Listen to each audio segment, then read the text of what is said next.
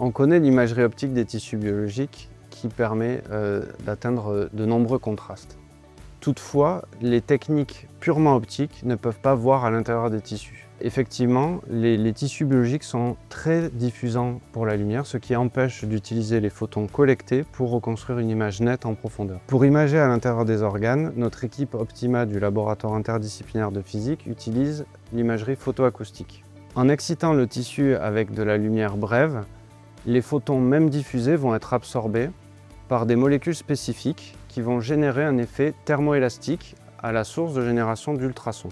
Ces ondes peuvent être captées à l'extérieur du corps humain avec des sondes échographiques. On reconstruit la carte des sources photoacoustiques à partir des signaux.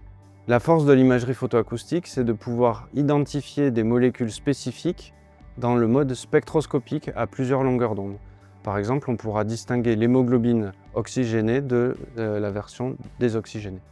L'image photoacoustique qu'on mesure, qu'on voit ici en bas, est proportionnelle à la carte d'absorption du milieu, qu'on voit là au milieu, et à la quantité de lumière reçue en chaque point, qu'on appelle la fluence, ici à droite, qui décroît avec la profondeur et en fonction de la longueur d'onde.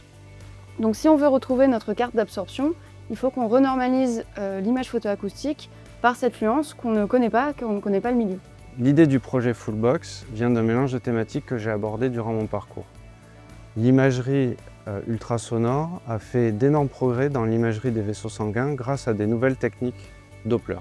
La technique Doppler qui va nous intéresser, c'est le Power Doppler qui permet d'imager la quantité de sang dans chaque pixel. L'objectif du projet Fullbox est d'utiliser l'information contenue dans l'imagerie ultrasonore des vaisseaux sanguins afin d'améliorer l'aspect quantitatif de l'imagerie photoacoustique.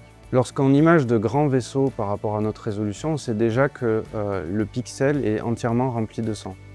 Par contre, lorsque l'on image de petits vaisseaux qui s'approchent de notre résolution de 150 microns, la valeur que prend l'image photoacoustique est indéterminée entre la taille du vaisseau et la lumière qui atteint ce point.